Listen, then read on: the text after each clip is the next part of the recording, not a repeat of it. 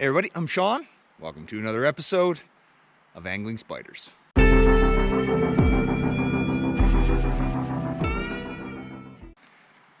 Welcome back everybody. On today's episode, I am out in the foothills of the Rocky Mountains west of Calgary, and I am out trying to do some trout fishing.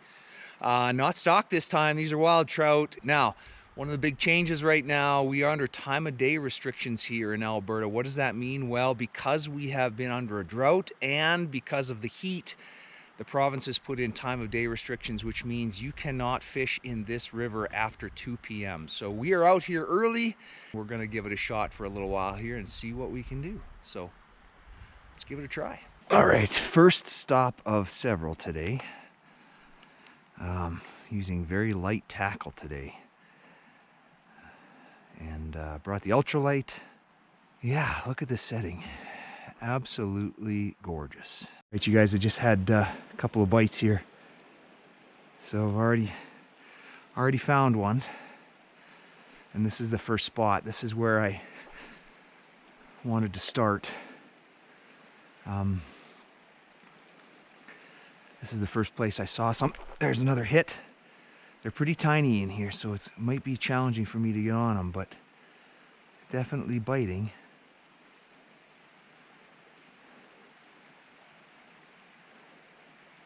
There's another hit. They're so small, I think, that I might have to change up my lures to something smaller. But we'll keep at it here. That's 2 casts and 2 bites, so let's see. There he is. I just saw him. He's not that small. All right, everybody, so this is the second spot.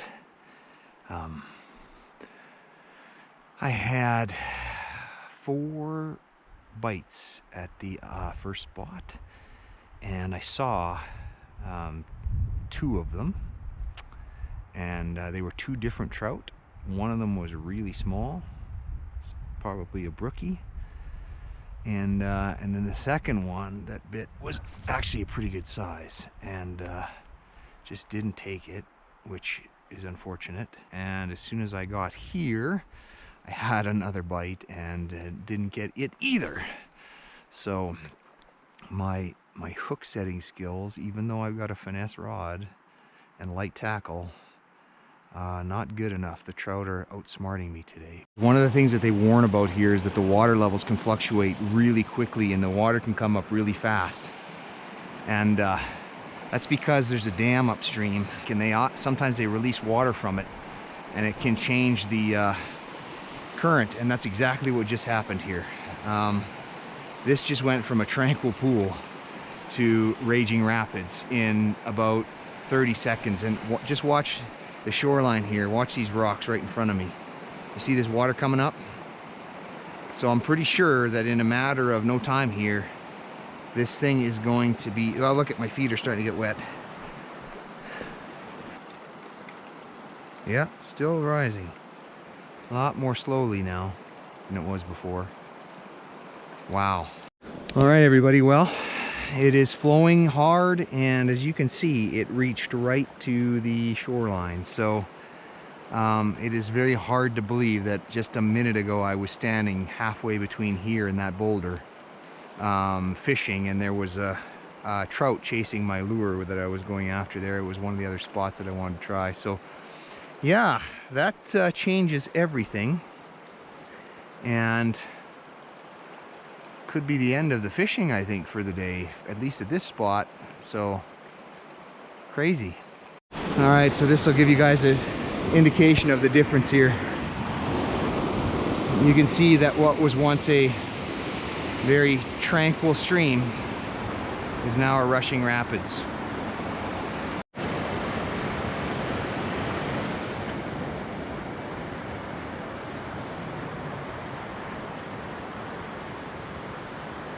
Guys, I got one.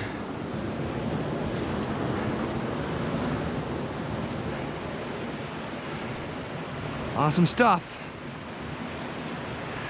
Now I'm gonna have to get around here really quick so I can get this back in the water.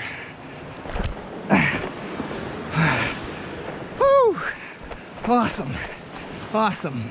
Awesome, awesome, awesome. Look at that. I got one. Let's get this unhooked. All right, you guys. I don't even know what this is. I'm gonna have to look it up. Oh, there it goes. I got through my net. I think it was a little brookie. I'm not too sure. But that's cool, we got one. And I switched back over to the Mep Cyclops. I'll show you guys where I'm fishing. This is where I started the day. And man, is it changed. But I'll show you the tactic I'm using and how I caught that fish. All right, everybody, so the tactics on that fish. So this is the area I fished the first time this morning. I had 3 bites here, and it's changed dramatically. There was no rapids. I was fishing on the rocks in front of me here that are underwater by about a foot, and I was casting out towards this overhang. It was calm then, it was peaceful, and obviously it was not like it is now. So the tactic I changed here, I'm using again the Mep Cyclops, and what I'm doing is I'm just tossing it into the current and letting it take my lure, and it's getting it basically right underneath that overhang, and then I'm bringing it back in, and that's how I picked up that fish. And my reason for doing that, and one of the reasons I wanted to keep fishing here, is sometimes when they increase the flow in places like this, it sends a whole bunch of stuff down the river.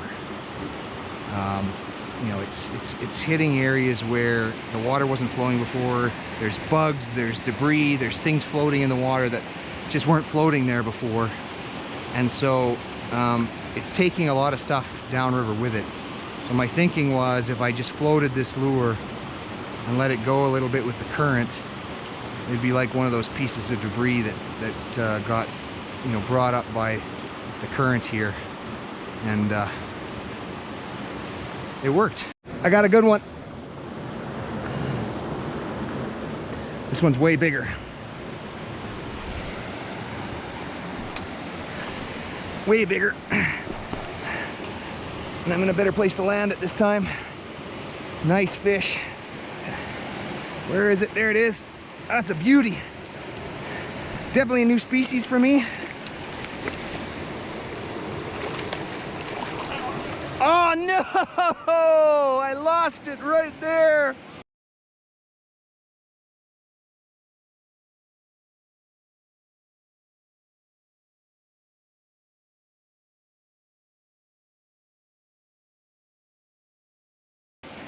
As I tried to get it in the net.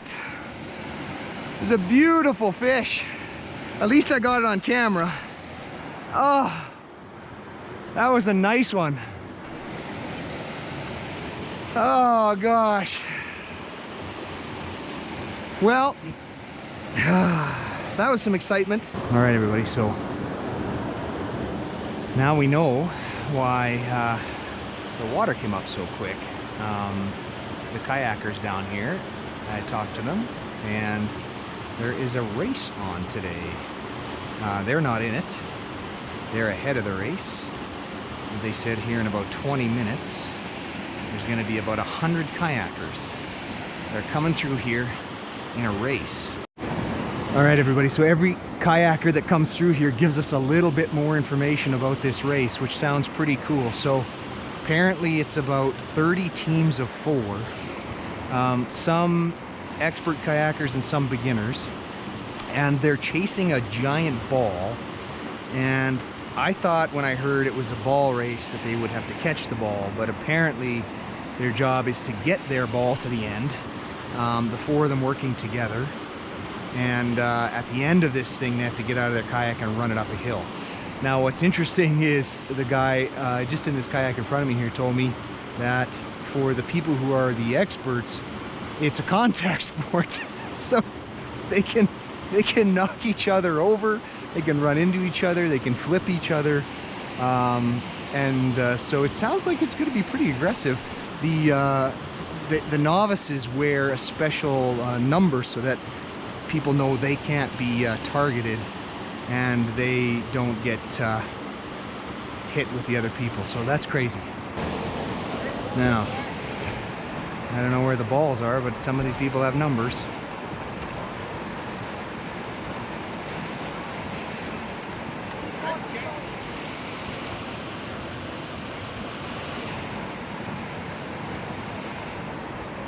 There's a ball.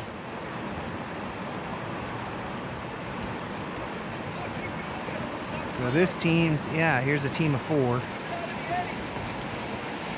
And they got to keep this ball going.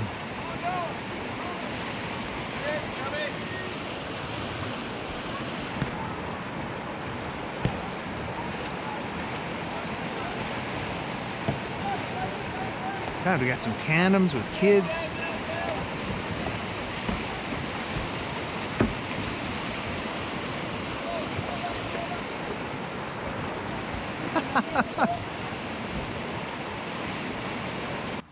Okay, so I'm in my backyard right now, and that's because I forgot to film an outro while we were out there.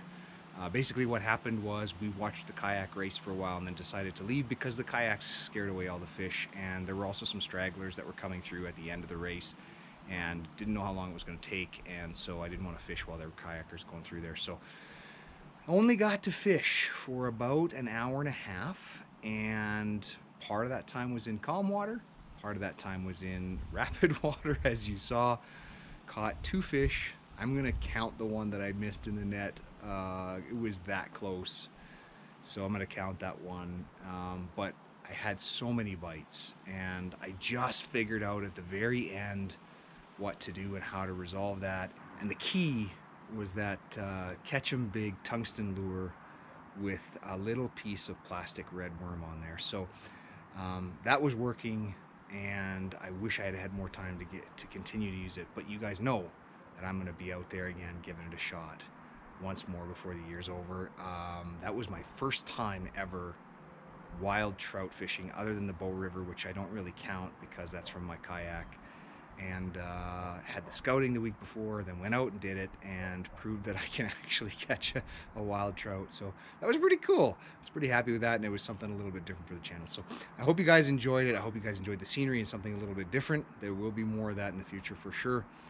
And yeah, if you liked the video, smash that like button, hit subscribe, and until next time, good fishing.